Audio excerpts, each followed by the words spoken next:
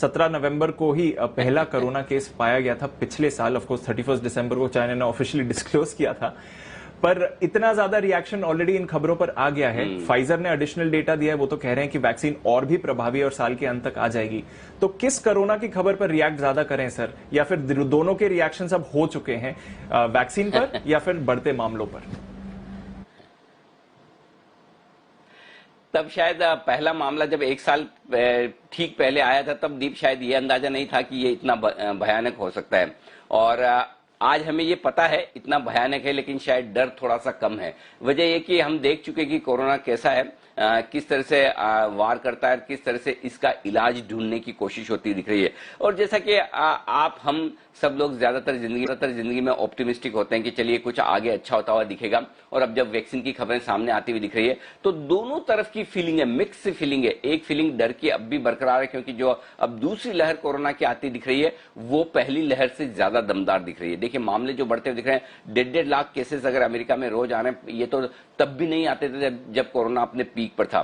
तो एक तरफ वो डर अभी भी बरकरार है कि मामले नए आते दिख रहे हैं, लेकिन दूसरी तरफ डर के साथ एक कॉन्फिडेंस है कि हम इससे निपट लेंगे। और उसकी वजह चाहे कोई वो फाइजर हो, मॉडर्ना हो, या फिर और ढेर सारी कंपनियां जो वैक्सीन बनाने की और तेजी से बढ़ रही है। और कल जो आंकड़े आए फाइजर की तरफ से, उन्होंने कहा है हम 95% सक्सेसफुल हैं इस वैक्सीन का परीक्षण करने में, और जल्दी ही वो यूएस एफडीए को अप्लाई करने जा रहे हैं कि इमरजेंसी यूज के लिए, इमरजेंसी के लिए इसका इस्तेमाल करने की अनुमति दी जाए। तो दोनों ही तरफ की मिक्स फीलिंग है। एक और ये कि एक साल बाद भी हम वहीं के वहीं हैं। इनफैक्ट पीक टाइम से बुरी सिचुएशन में अमेरिका है कोरोना को लेकर, वहीं दूसरी तरफ उम्मीद भी सामने है। बाजारों का जहां तक सवाल है दीप, बाजारों के लिए एक चीज साफ है कि बाजार तब रिएक्शन देता है जब उनका मन करे, तब रिएक्शन देता है जब उन्हें कुछ अनएक्सपेक्टेड लगे। हो सकता है 1.5 लाख आंकड़े या फिर से लॉकडाउन के खतरे, हालांकि संकेत काफी दिनों से आ रहे थे, लेकिन अब होते हुए जो दिख रहे हैं कि न्यूयॉर्क में स्कूल्स बंद हुए हैं, और भी कई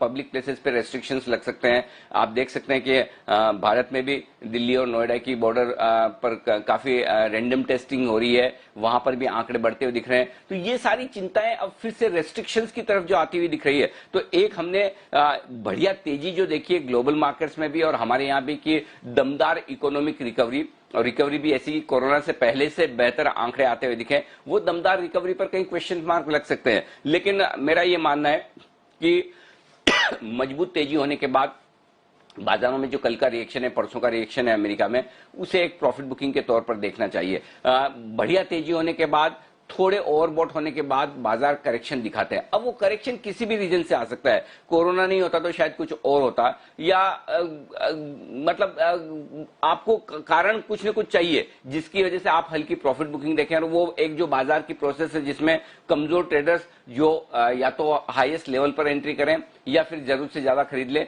उनके लिए साफ सफाई वाला मामला होता है। तो मुझे लगता है कि जो कोरोना के मामले, इसमें कोई डाउट नहीं, वो चिंता की बात है, लेकिन इसमें ऐसा भी कुछ नहीं है कि जो बिल्कुल नया है, बाजार को पता नहीं था कि इस तरह से मामले बढ़ रहे हैं। और दूसरी बात यह है कि सामने ये भी पता है वैक्सीन आ रही है। तो मैं इसे प्योरली कोरोना की वजह से किसी न किसी तरह के करेक्शन के तौर पर देखता हूं। तो फिलहाल कोई बहुत ज्यादा चिंता की बात नहीं है, आपको खाली सतर्क और सावधान रहना है, सही लेवल्स पर नजर रखनी है। जी।